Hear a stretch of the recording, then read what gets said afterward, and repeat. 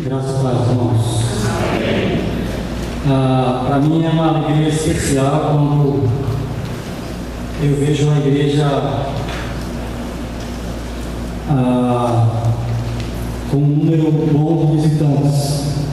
Isso significa dizer que o que os irmãos dessa igreja têm ouvido os têm inquietado de tal forma que não conseguem reter para si mesmos e querem que outros ouçam. Então isso, irmãos, é uma alegria ver que Deus está fazendo a sua palavra prosperar através do seu povo, para cada vez mais pessoas serem edificadas através da declamação da Escritura. Nós iniciamos, na verdade, o pastor Renan iniciou uma série no último domingo, uma série sobre as emoções. Como as emoções revelam o Deus, as nossas emoções humanas revelam o Deus a quem nós servimos. E nós vamos estar dando continuidade à série e trabalhar a emoção da ira, a famigerada e odiada ira. Os irmãos tiverem um boletim em mãos, os irmãos que ainda não têm, parece que ainda restaram alguns lá fora, eu vou pedir que os irmãos estejam de fato acompanhando. Dessa vez eu acabei exagerando nos detalhes do esboço, irmãos, e aí criativamente foi colocado um papel à parte para que os irmãos possam acompanhar, e de fato eu vou pedir que os irmãos estejam atentos a este esboço por estar mais detalhado. E aí, se os irmãos ficarem acompanhando, mesmo que não anotem nada, mas puderem pelo menos acompanhar, vai facilitar que o raciocínio seja melhor compreendido. É uma série temática, mas nós queremos trabalhar a partir de um texto bíblico que eu quero com os irmãos agora, Salmo 73, do verso 7 até o verso 9.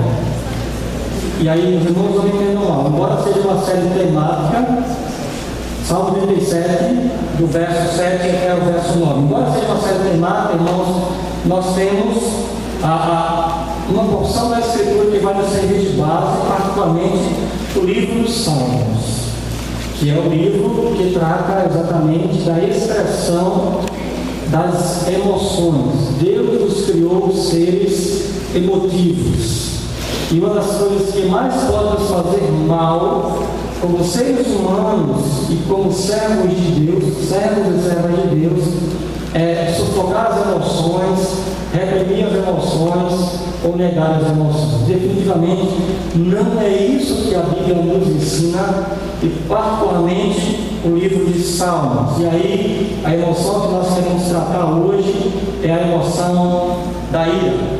Salmo 37, então, do verso 7 até o verso 9, a palavra do Senhor diz assim, estou lendo na NVI: descanse e aguarde por ele com paciência.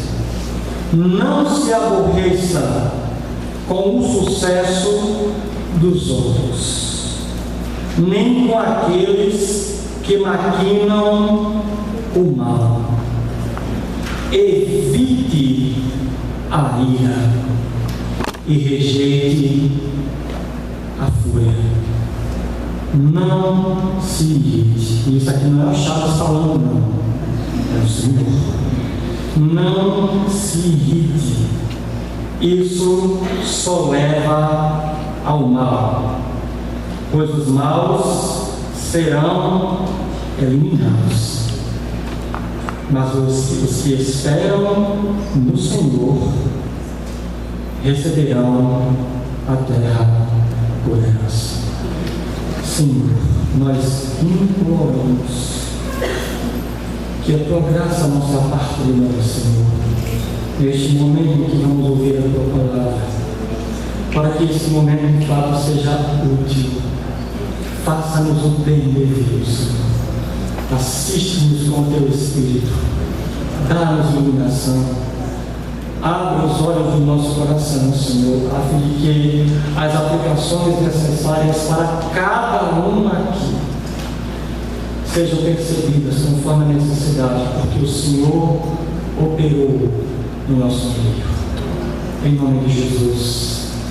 Amém. Amém. E amém. Recentemente, o lutador de MMA, Anderson Silva, deu uma entrevista fantástica, reconhecendo que aquele chute trágico que lhe prejudicou profundamente tinha sido motivado, causado por um erro dele mesmo. Ele deveria ter distraído o adversário e então aplicado o golpe, ele não o fez.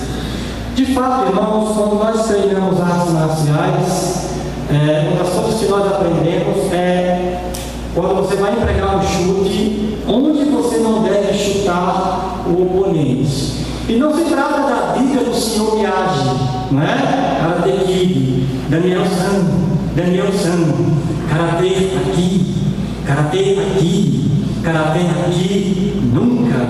Não se trata, irmãos, dessa dica, esse tipo de dica para você não machucar o adversário. É exatamente o contrário, é a dica para você não se machucar.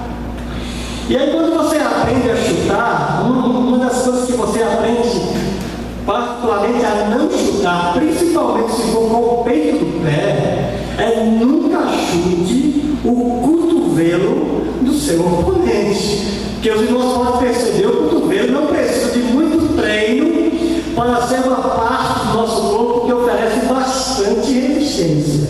E aí, de fato, quando você está num combate e vai chutar, não cometa esse erro.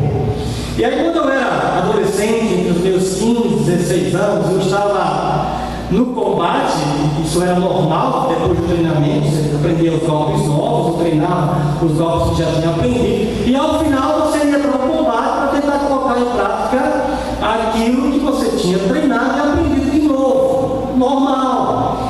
Só que num desses treinos, numa dessas aulas, o único que podia combater comigo por causa da altura, do estilo do corpo e tal, era o próprio professor, que obviamente era um faixa preta.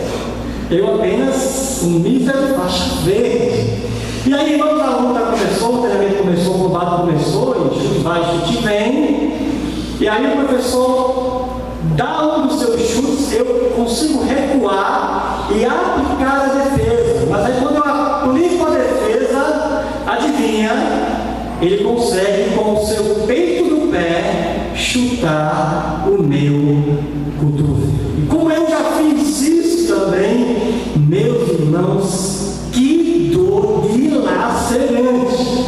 Até porque, pelo menos eu penso que essa é a explicação, o peito do nosso pé é feito de pequenos ossos juntos, né? E aí a coisa dói mesmo. Mas o combate continuou, né?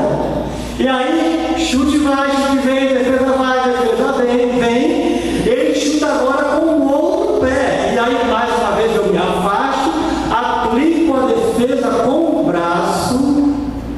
E, meus irmãos, adivinha o que aconteceu? Ele conseguiu, novamente, com o peito do pé, chutar o meu cotovelo. E aí, imagine a situação. Um faixa preta vindo em sua direção, furioso, com todo o arsenal de chutes à disposição, para tentar atingir, porque você conseguiu se defender, mirando o seu cotovelo no peito da mesa. Claro que é uma coisa impossível se fazer. Não tem como você planejar essa defesa tão precisa. Meus irmãos, que situação assustadora, porque vinha todo tipo de chute de todas as direções, de cima, de frente, de lá. A única coisa que eu conseguia fazer era fugir, me esconder por causa das pilastras que tinha lá no ambiente, porque foi de fato uma reação que eu não esperava do meu professor, que normalmente deveria me proteger. perguntas, mas o momento foi muito medo, fiquei muito assustado, me tremendo e de fato só conseguindo me esquivar o máximo que eu pude. Você já teve ou já se encontrou numa situação assim na sua vida, em que você foi assaltado pela explosão de ira de alguém e você simplesmente não tinha nada o que fazer, não tinha como se defender? Não precisa ser uma explosão física como aquela que eu experimentei de um faixa preta. Talvez a sua experiência tenha sido com palavras. Talvez a sua experiência com a ira de alguém tenha sido circunstâncias que a pessoa irritada com você, irada com você, tentou provocar, circunstâncias essas que ela tentou provocar para lhe prejudicar, para lhe fazer o mal, com, de fato, uma intenção nitidamente destrutiva. Você já se encontrou numa situação assim? Irmãos, certamente nós aqui já nos encontramos naquela situação em que eu estava, se não fisicamente, mas certamente por meio de palavras e por meio de circunstâncias. Todos nós aqui na vida já fomos, ou talvez até ainda somos, vítimas dessa tão famigerada ira.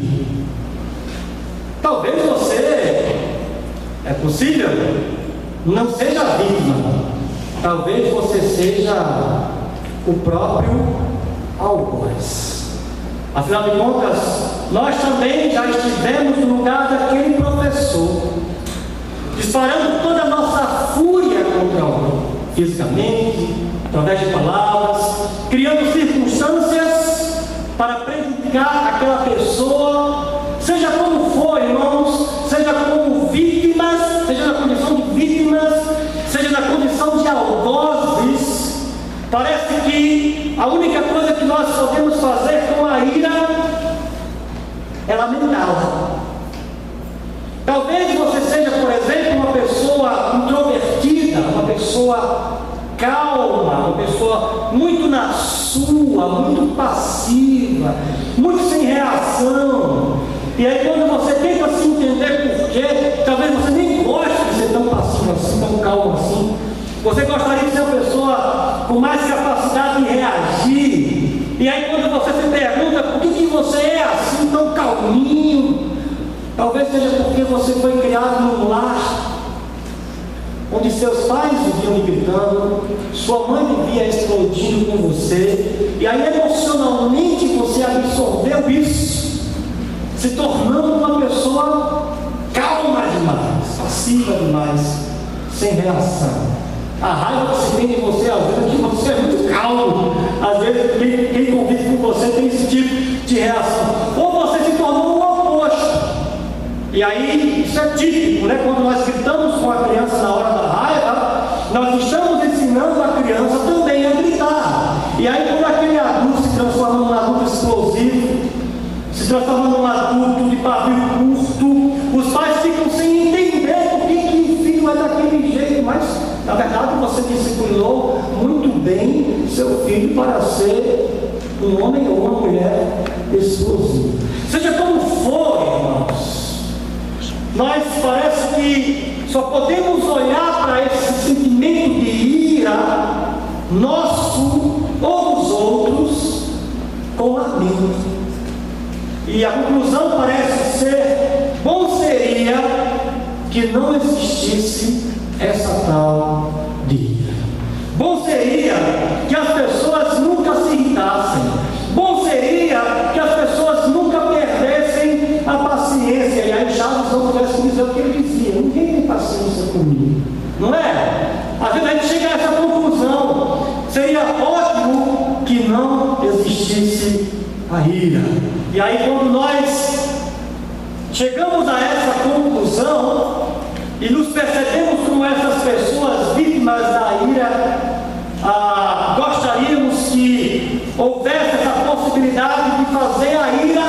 em definitivo, sumir. Ninguém mais precisa se irritar, se exasperar ou perder a paciência. Quando nós voltamos para a Escritura, irmãos, o que é que a palavra de Deus tem a dizer sobre essa tal de ira? Quando olhamos para a palavra de Deus, a conclusão a que nós chegamos de forma muito clara, muito segura, muito firme, é que foi o próprio Deus que nos criou com a capacidade de nos irar. Isso aí não é um acidente biológico. Isso aí que você tem essa capacidade de se irar, talvez você seja muito calmo e isso raramente aconteça, mas por vezes você se encontra irritado. Isso aí não tem nada a ver, essa sua capacidade, com a criação dos seus pais. Ou se talvez você tenha crescido num ambiente que as pessoas eram explosivas e você acabou desenvolvendo essa tragédia. Irmãos, absolutamente, ira não tem nada a ver com isso. Nós nos iramos porque Deus nos criou com a capacidade de nos irar, porque nós somos a sua imagem, e Deus se ira, e como seres humanos criados à sua imagem, nós nos iramos também. E aí a conclusão não é que a ira é um problema, porque a ira em si, irmãos, não é um problema, porque se fosse para ser problema, começaria a ser problema no próprio Deus. O problema não é a ira. O problema, irmãos, foi o que o pecado fez com a nossa capacidade de nos irar. E aí, quando nós olhamos para a Escritura, a resposta que a Escritura nos dá, ao que para nós soa certamente um problema, o problema da ira, não é, a solução da Escritura não é deixe de se irar.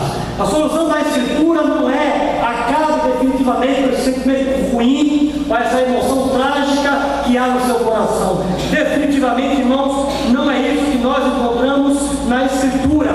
O que nós encontramos na Escritura é que Deus deseja redimir a nossa capacidade de nos irar. A proposta bíblica não é nunca mais se ire, mas pelo contrário, deixe Deus redimir esta capacidade, trocando a ira injusta que todos nós praticamos pela ira justa. É transformar a nossa ira injusta e certamente destrutiva na ira justa, que é uma ira redentiva. E aí o que eu quero acompanhar com os irmãos nesta noite é exatamente esse processo. Como é que Deus quer redimir a nossa ira? Como é que Deus quer transformar a nossa ira injusta em ira redentiva? Como nós desenvolvemos a ira redentiva em lugar da ira destrutiva? É sobre o que nós queremos pensar a partir do texto sagrado nesta noite. E se você estiver aí com o esboço em mãos, o nosso primeiro ponto nesse processo de Deus nos redimir da ira injusta para a ira justa e redentiva é: saiba como se manifesta a ira injusta. Se é para sermos transformados, irmãos, se é para Deus substituir uma ira por outra, é óbvio que nós precisamos identificar ambos os tipos de ira. O que é a ira injusta e o que é a ira justa. E aí, para entendermos bem uma e outra, identificarmos uma e outra, temos que entender o que é a própria ira. E aí a ira é a nossa reação. A ira em geral é a nossa reação contra o mal. E aí veja, como Deus de fato tinha que nos criar com a capacidade de nos irar. Porque, irmãos,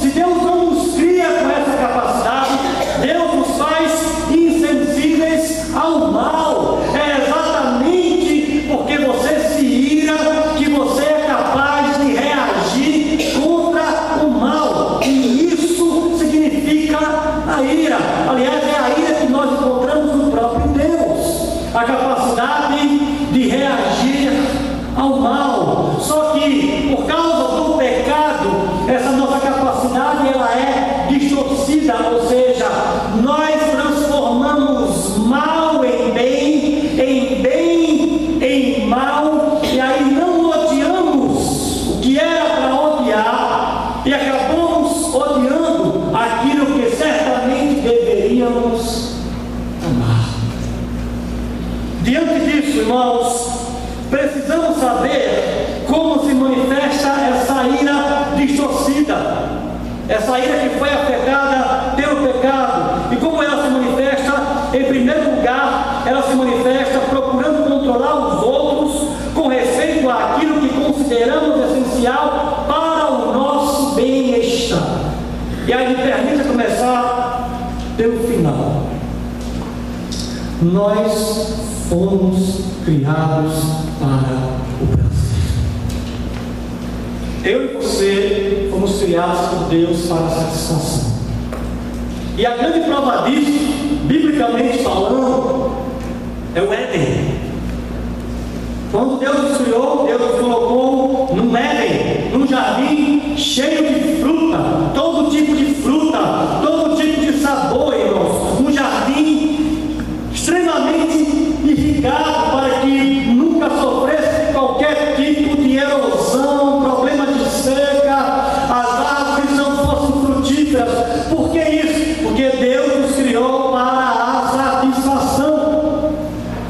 O que o pecado fez conosco? O pecado nos tirou do jardim do Éden.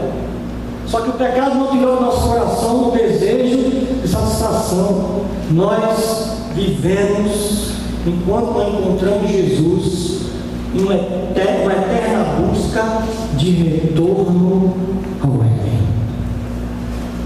E aí várias pessoas, irmãos, tentam seus caminhos de retorno ao Éden. O fato é que nós fomos criados para a satisfação, fomos criados para o bem-estar e não sossegamos enquanto não estamos satisfeitos. Só que aí tem um problema. Nós somos criaturas. E criaturas, neste sentido, significa dizer que a satisfação que nós ansiamos não está em nós. Você não pode satisfazer os anseios do seu coração, porque quando Deus o criou para encontrar satisfação fora de você mesmo. A começar, você encontra satisfação no próprio Deus. Você encontra satisfação no próximo. Você encontra satisfação naquilo que Deus criou. Por exemplo, nós encontramos satisfação em comida e bebida. Deus nos fez assim, irmãos. Deus nos fez pessoas desejosas de estarem satisfeitas, mas ao mesmo tempo com a satisfação fora de nós. E sabe o que isso significa? Significa que a nossa satisfação não depende de nós mesmos exatamente porque ela está fora de nós. E aí quando você descobre isso, quando você descobre que a satisfação está fora de você, você tem que controlar os meios, as coisas, as pessoas que levam você à satisfação. E aqui está, irmãos, a primeira manifestação da ira injusta, quando ela descobre essas fontes, e que essas fontes de satisfação estão nas mãos dos outros, depende dos outros. A ira injusta busca exercer um controle sobre os outros, porque a nossa satisfação depende dos outros. Você quer um exemplo nítido disso? Quando nós gritamos com alguém, e eu estou falando daquele grito que a pessoa está distante, e aí você tem que gritar muito para a pessoa poder ouvir. Não é esse tipo de grito, é aquele grito que a pessoa está aqui do seu lado, e aí você sente que está perdendo o controle sobre a pessoa. Mas se você perder o controle sobre a pessoa, você vai ter a sua satisfação comprometida. E aí o que é que você faz? Você exerce controle. E como é que você exerce controle? Você exerce controle gritando. Não como é que eu agora? Mas gritando. Por quê, irmãos? Porque a ira injusta, ela busca controlar os outros. Para controlando os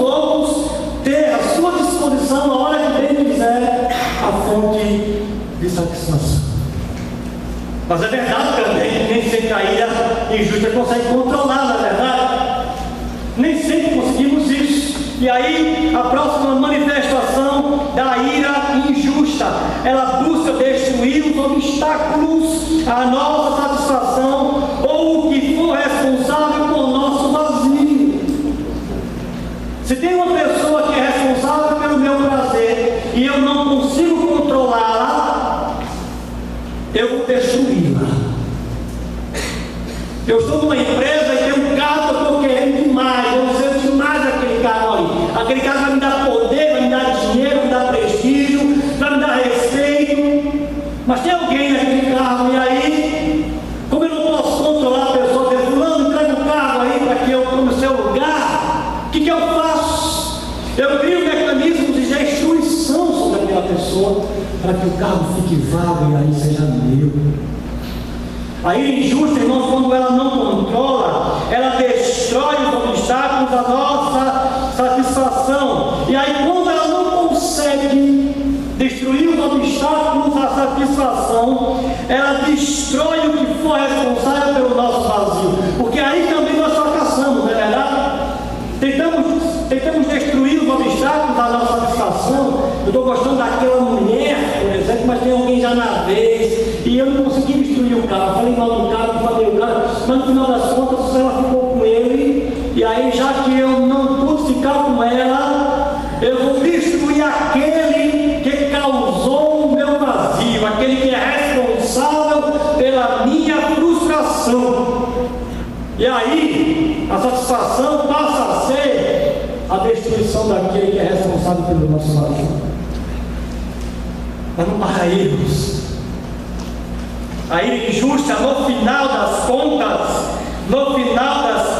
é uma batalha contra Deus.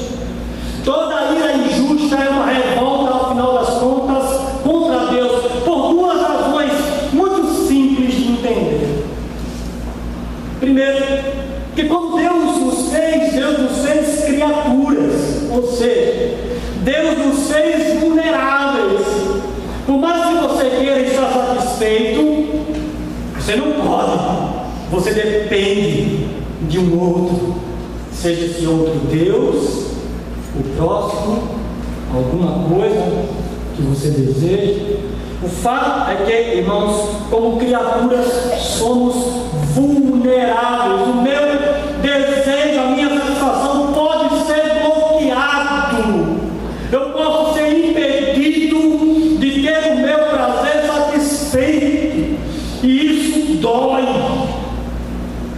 Eu queria, e eis a segunda razão, é estar no controle das situações da minha vida. Porque se eu controlasse a minha vida, está tudo bem. A hora que eu quisesse estar satisfeito com alguma coisa, eu estaria. Mas aí esse controle não me pertence, pertence a Deus. E por vezes ele bloqueia essa satisfação. Talvez você tenha, por exemplo, um problema de saúde que compromete você em uma série de coisas que você gostaria de fazer. Eu, por exemplo, irmãos, sempre fui atleta desde a adolescência, sempre amei artes marciais, mas tenho pelo menos 5 pontos de artrose no meu corpo que não me permite nem um sonho pensar em treinar. Aliás, minha pessoa está somente treinando artes marciais, de tanta vontade que eu tenho, mas não tenho a menor possibilidade de o fazer. E aí, quem é que controla a nossa vida? Quem é que controla o nosso emprego ou a falta dele? Quem é que controla a nossa saúde ou a falta dela? É Deus, irmãos. E aí, no final das contas, eu não gosto dessa ideia de Deus ter o controle. O controle tinha que ser meu, porque se fosse meu, eu teria saúde. Se fosse meu, eu teria aquele emprego. Se fosse meu, eu teria passado naquele concurso. Se fosse meu, eu iria adquirir aquele bem. Mas o controle não é meu. Então eu estou revoltado com aquele que toma o controle de mim. Então, no final das contas, toda a ira injusta é um ataque contra Deus. Mas Deus enviou Jesus para nos salvar da ira injusta, dessa nossa emoção distorcida, desse sentimento, irmãos, que nos leva a práticas injustas e destrutivas. Afinal de contas, quem aqui vai negar que nunca se irritou com alguém injustamente? Como é que Deus nos redime, irmãos, da ira injusta?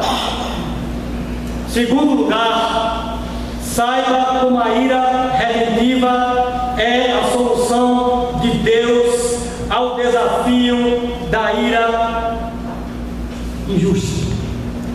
Deus tem um substituto para a ira injusta, em nós, no nosso coração, e esse substituto é a ira redentiva.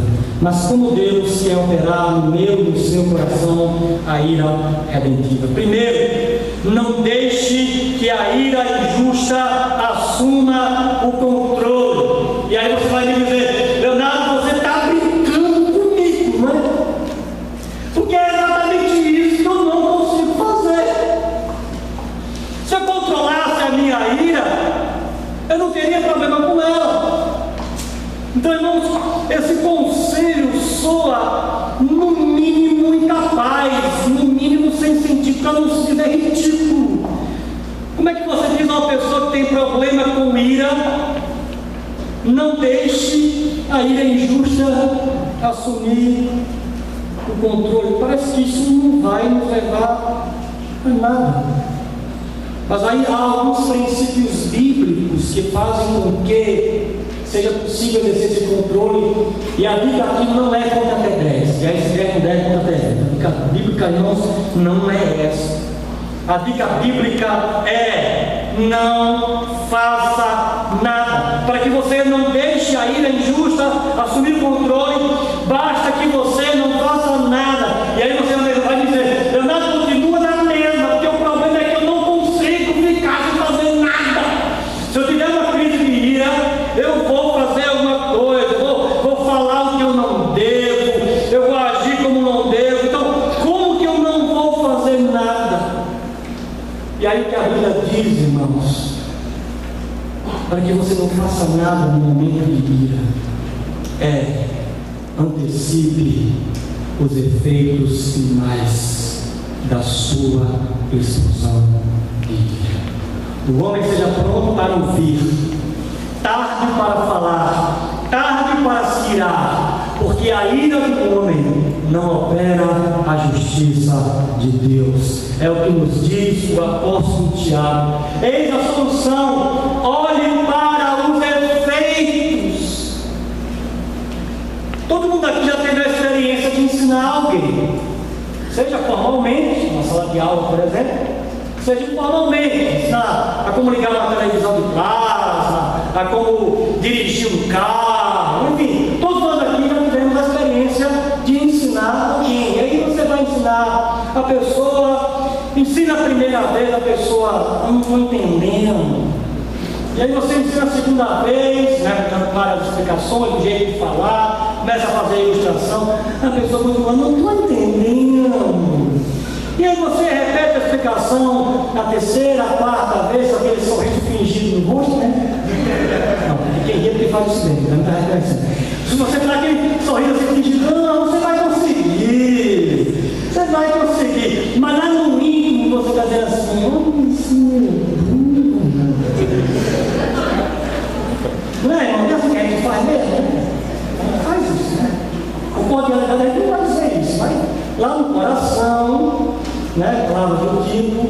E aí, irmãos, quando o diabo está dizendo: o homem seja pronto para ouvir, tarde para falar, tarde para se irar, a palavra do Deus é exatamente assim, bem ali. É o nosso burrinho, é aquela pessoa lenta, é aquela pessoa que pensa muito antes de falar, que antecipa cuidadosamente os resultados. Se eu explodir agora, qual vai ser o resultado final? Além, é claro, da minha explosão imediata. No que isso aqui vai resultar definitivamente em particular? Quando pensamos, irmãos, no que é que essa explosão de ira vai resultar na eternidade. E aí fica a dica bíblica para que você não faça nada, para que você de fato seja lento em reagir à ira. Reflita sobre os resultados daquilo que você deve fazer. Em segundo lugar, dirija sua ira para Deus. Irmãos, se a ira injusta é contra Deus, não há nada melhor do que fazer com a ira injusta do que dirigi-la a Deus. Irmãos, Deus não tem medo dos nossos sentimentos ruins. Deus não tem medo das nossas emoções pecaminosas. Meu servo, não revele não, não traga isso não. Até porque, irmãos, nada se esconde do nosso Deus.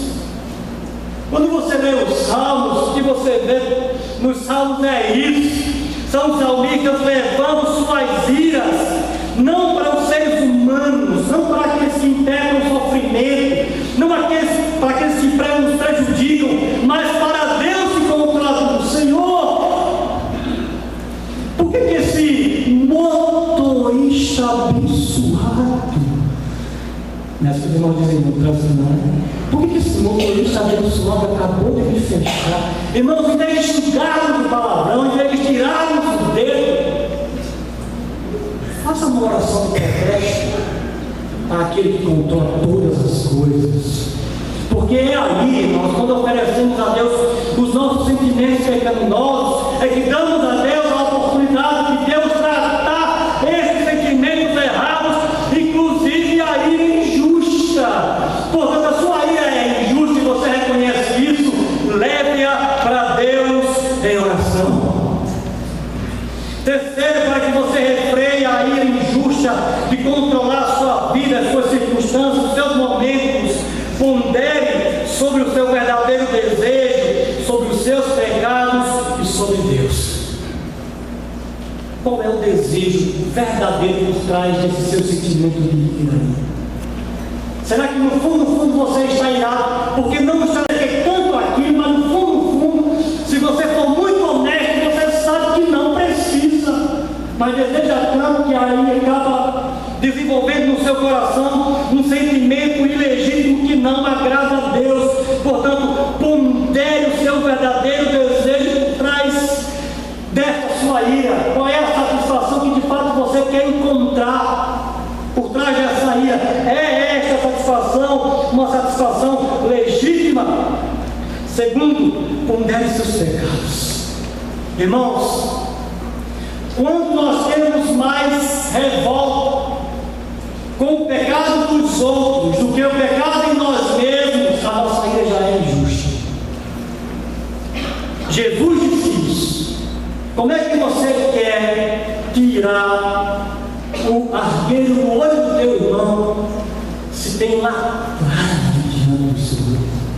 Irmãos, qualquer ira contra o pecado dos outros que não se manifesta igualmente contra os pecados que você tem em você é uma ira injusta. E a bem da verdade, se formos muito honestos, normalmente o critério, a medida é essa: justiça com o erro dos outros, mas misericórdia com as nossas. Não é assim que agimos, irmão? Está aí um mecanismo para que você detecte que esta sua ira é de fato injusta, porque você não emprega o mesmo critério com os outros que você tem nos seus pecados. Por fim, pondere sobre o que Deus fez com a sua própria ira. Sabe o que Deus fez com a própria ira? Ele derramou a ira sobre si mesmo. Meus irmãos, quando olhamos para Jesus, encontramos o Deus que preferiu derramar a ira que tinha sobre pecadores, a ira justa sobre pecadores maus. Ele derramou essa ira sobre si mesmo. E aqui está o padrão da ira, irmãos. Aqui está o padrão da ira de Deus que devemos imitar. A ira de Deus é redentiva. E é esta ira que Ele quer nos dar. A ira que, quando for acesa em nós, vai ser acesa para salvar pecadores de seus pecados e não para destruí-los. Diante disso, identifique a expressão prática da ira redentiva. Como é que você sabe que Deus está operando no seu coração a ira redentiva? Como é que você sabe que você está tomando um modelo divino de ira redentiva? Primeiro, a ira redentiva é uma ira rendida a Deus e por Ele moldada. Eis um outro equívoco que parece para a cabeça de alguns crentes.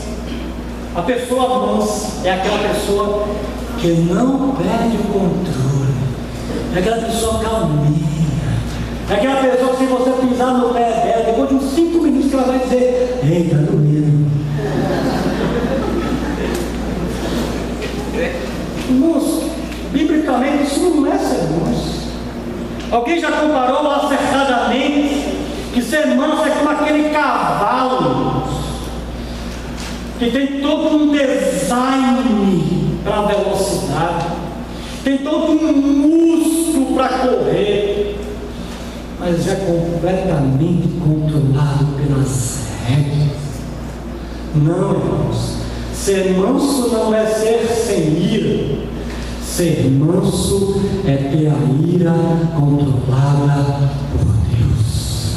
Ser manso é fazer com que Deus nos faça ter a ira contra aquilo que de fato devemos estar irados.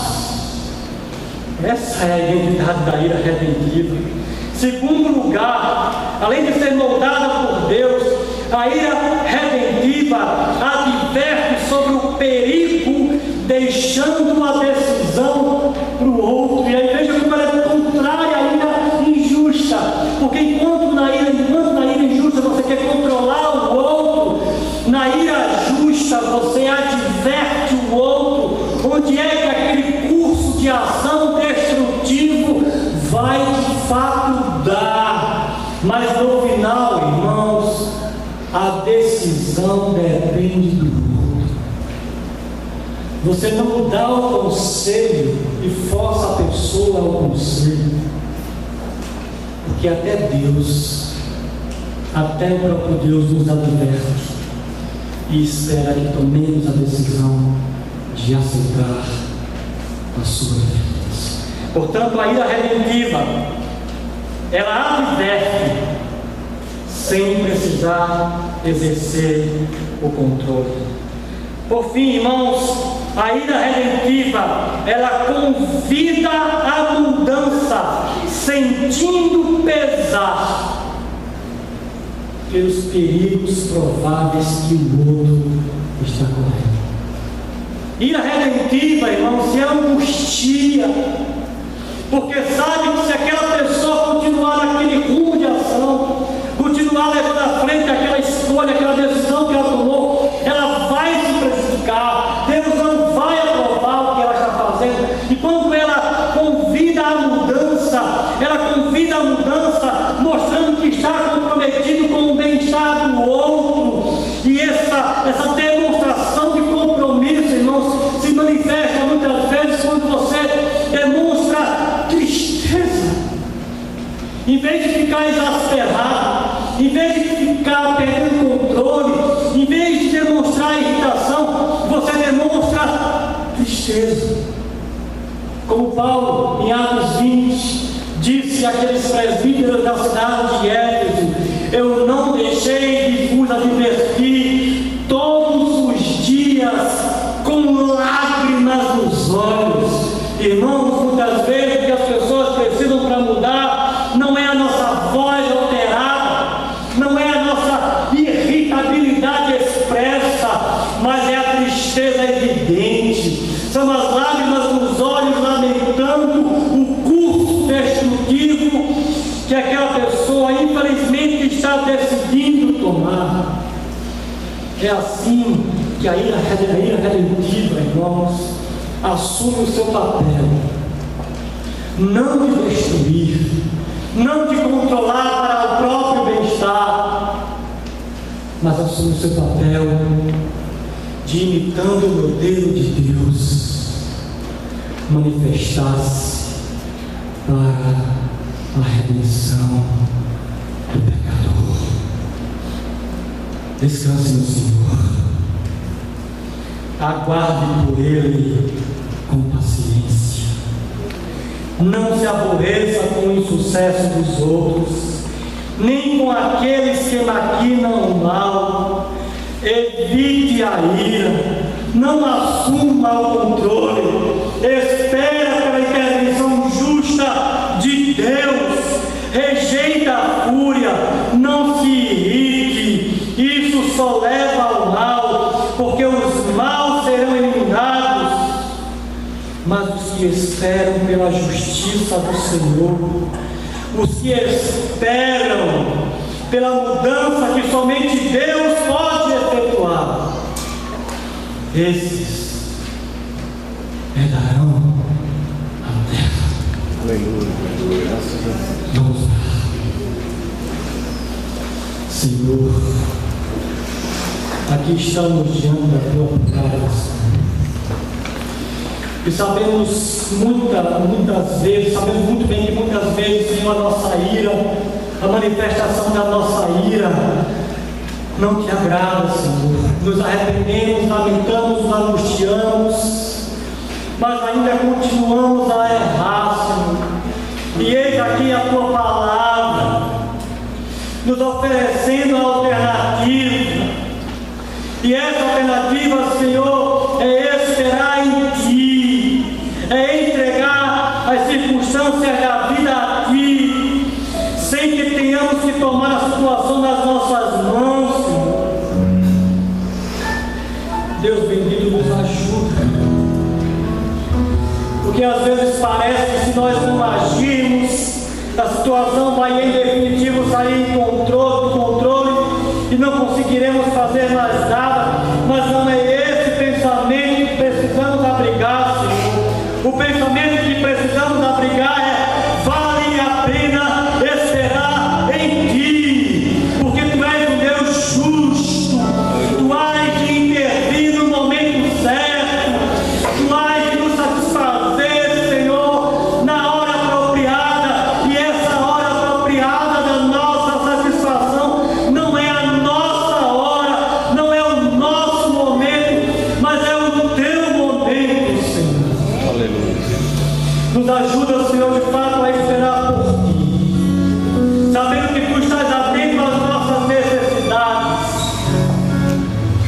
e que certamente, Senhor, há de nos satisfazer com a Tua justiça.